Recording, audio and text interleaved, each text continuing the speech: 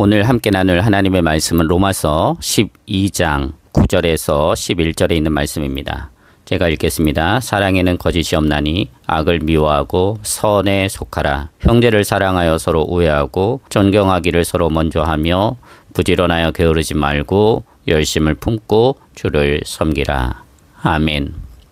오늘 본문은 하나님의 은혜로 구원받은 자들이 그 받은 바 은혜를 가지고 주님의 몸된 교회 공동체에 속한 지체로서 교회 안에서 어떻게 살아야 하는지를 가르쳐주는 두 번째 말씀드립니다. 하나님의 자녀들인 성도는 하나님의 전적인 사랑과 은혜로 세상에서 택하심을 받고 부르심을 받은 사람들입니다. 그리고 그 부르심에 응답하여 하나님께서 보내신 메시아 예수님을 나의 구원주로 받아들이고 영접한 사람들입니다.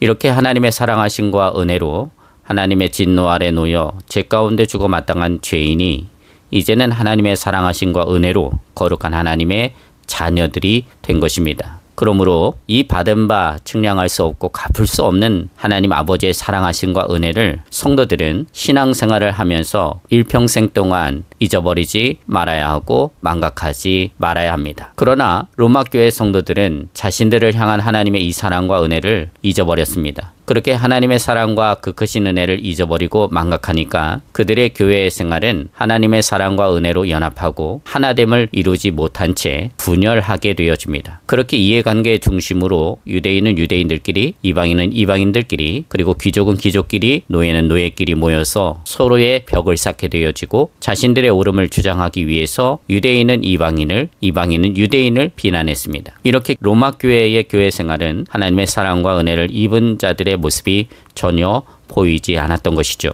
그래서 로마교회는 사도 바울을 통해 다시 복음을 들어야만 했고 그 복음을 통해 유대인들과 이방인들은 자신들이 얼마나 하나님의 사랑과 은혜를 망각한 채 주님의 마음을 아프게 하고 있는지 깨달아야만 했습니다. 즉 자신들 모두가 다 죄인이며 하나님의 사랑과 은혜로 구원받아 하나님의 자녀가 된 것임을 다시 깨달아야 했다는 것이죠. 이렇게 유대인들과 이방인들이 하나님의 자녀가 된 것은 값없이 그들에게 주어진 것이지만 그 값없이 주어진 은혜를 믿는 자들에게 선물로 주시기 위해 하나님께서는 독생자이신 예수님을 이 세상에 보내셨고 예수님은 대속의 십자가를 지시고 인간의 모든 죄를 사하시려 그 십자가에 못 박혀 죽으심으로 온 인류의 대속제물이 되신 것이고 그 예수 그리스도의 죽으심을 하나님께서는 인류를 대속하시는 대속의 제물로 받아 주신 것입니다. 이렇게 감히 측량할 수 없고 갚을 수 없는 하나님의 무궁한 은혜와 사랑으로 믿는 자들이 구원을 받은 것이고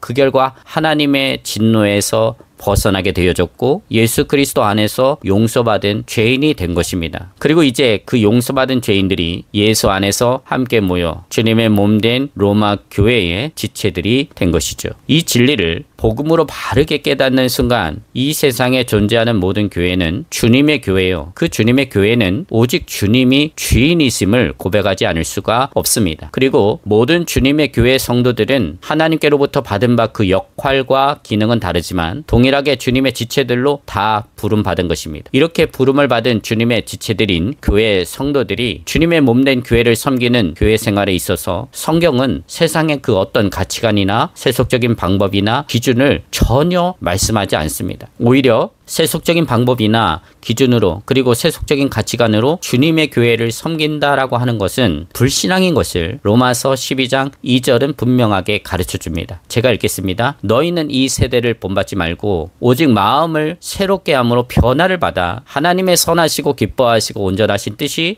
무엇인지를 분별하도록 하라. 이 세대를 본받지 말라는 것, 오직 마음을 새롭게 함으로 변화를 받아 하나님의 선하시고 기뻐하시고 온전하신 뜻이 무엇인지를 분별하는 것은 곧 세속적인 그 당시의 방법이나 기준으로 세속적인 그 당시의 가치관으로 주님의 교회를 더럽히지 말라는 것입니다. 주님의 교회를 섬기지 말라는 것입니다. 그런 차원에서 살펴볼 때 오늘날 교회 안에 세속적인 가치관이나 세속적인 방법이나 세속적인 기준으로 교회를 섬기는 그런 불신앙적인 모습들이 교회 안에 있는 것은 아닌지 우리는 늘 살펴보아야 합니다. 그리고 그러한 세속적인 가치관이나 세속적인 방법이나 세속적인 기준으로 교회를 섬기게 되는 불신앙적인 모습이 있다라고 한다면 우리는 과감하게 버려야 합니다. 왜 그렇습니까? 오늘날도 교회는 동일하게 주님이 주인 되시는 주님의 교회이기 때문에 그렇습니다. 또한 하나님의 사랑과 은혜로 구원받은 성도들은 내 자신이 예수 그리스도의 대속의 죽으심을 통해 용서받은 죄인이 된 것을 늘 평생토록 기억하고 그 은혜 가운데 거하여 모든 성도들이 예수 그리스도 안에서 하나 되고 연합한 주님의 몸된 지체로 부름을 받았음을 기억하고 내게 주신 은사의 자리에서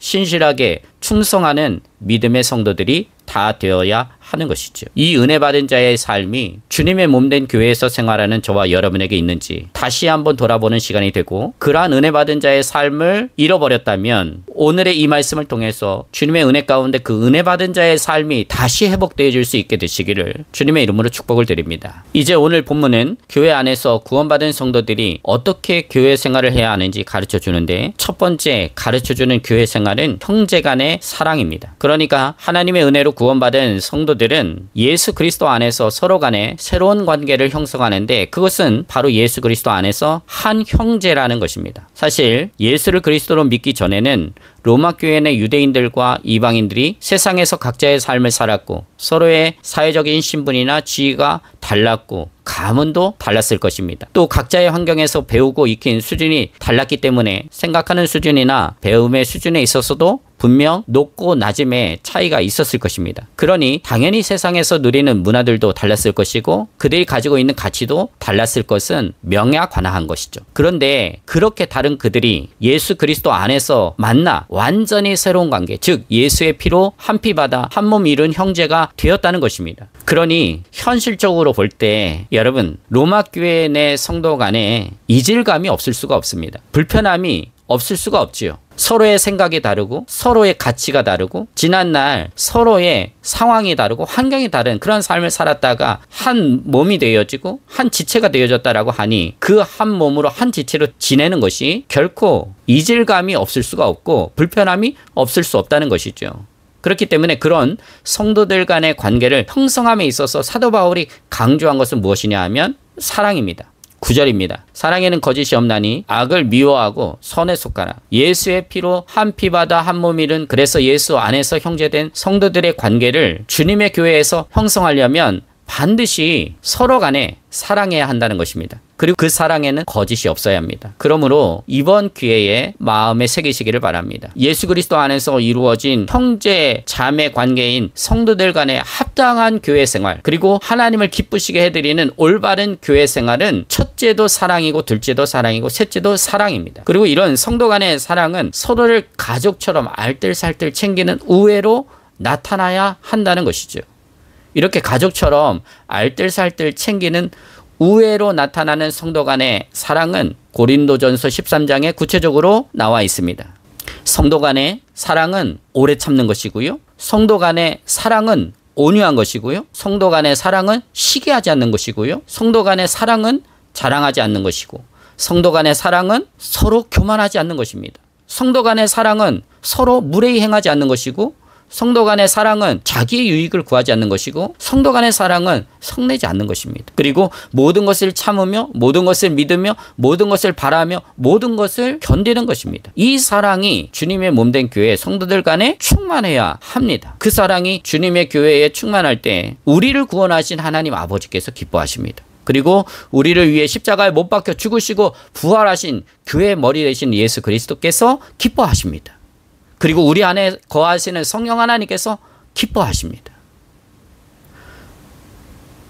그러므로 이 사랑으로 하나 되는 은혜가 저와 여러분에게 있게 되시기를 주님의 이름으로 축복을 드립니다. 두 번째로 성도들 간의 합당한 교회 생활은 존경하기를 서로 먼저 하는 것입니다. 이 본문을 원문대로 번역하면 존경을 방편으로 하여 서로 더 낮게 여기라 라는 뜻입니다. 존경을 방편으로 하여 성도들을 대할 때 서로 더 높은 자로 여기는 그런 사람이 되라는 것이죠.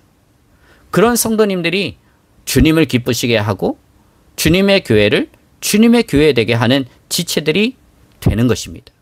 이렇게 존경을 방편으로 하여 나보다 남을 낮게 여기려면 그 마음에 반드시 있어야 하는 것이 있는데, 그것은 바로 겸손입니다.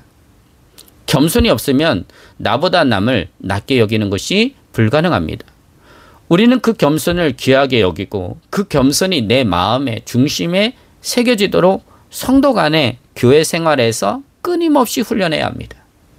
이 겸손은 영적 성숙함에 정비례합니다. 영적 성숙함이 깊어지면 깊어질수록 그 성도의 겸손도 더 깊어집니다. 그래서 많은 성도들에게 깊은 사랑과 존경을 받습니다. 그 겸손의 왕이신 분이 바로 예수 그리스도이십니다. 그 겸손의 왕이신 예수님을 증거하는 말씀이 빌립보서 2장 2절에서 8절에 기록되어져 있는데요. 제가 그 말씀을 읽겠습니다. 마음을 같이하여 같은 사랑을 가지고 뜻을 합하여 한 마음을 품어 아무 일에든지 다툼이나 허용으로 하지 말고 오직 겸손한 마음으로 각각 자기보다 남을 낮게 여기고 각각 자기 일을 돌볼 뿐더러 또한 각각 다른 사람들의 일을 돌보아 나의 기쁨을 충만하게 하라. 너희 안에 이 마음을 품으라. 곧 그리스도 예수의 마음이니 그는 근본 하나님의 본체시나 하나님과 동등됨을 취할 것으로 여기지 아니하시고 오히려 자기를 비워 종의 형체를 가지사 사람들과 같이 되셨고 죽기까지 복종하셨으니 곧 십자가에 죽으심이라. 예수님께서는 하나님이시지만 하나님과 동등됨을 당연하게 생각하지 않으시고 자기를 비워 하나님이신 그분이 종의 모습을 취하심으로 사람들과 같이 되셨습니다.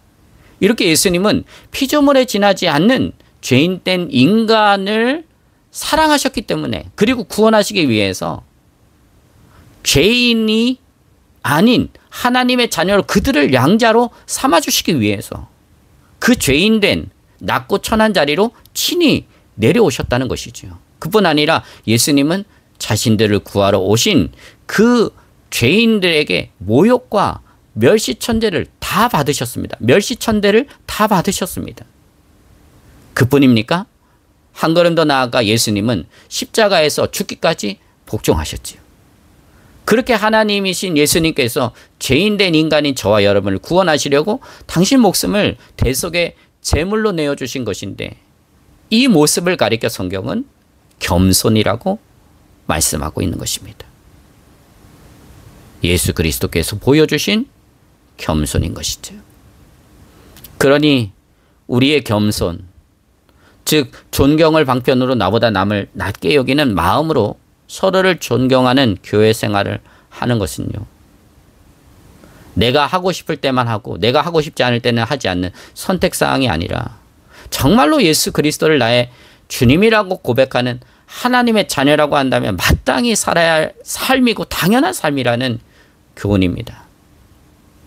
이 외에도 부지런하여 게으르지 말고 열심을 품고 주를 섬기라 말씀합니다. 이것 또한 예수 그리스도를 통하여 우리를 구원해 주신 하나님께 대한 마땅한 감사의 삶인 것이죠.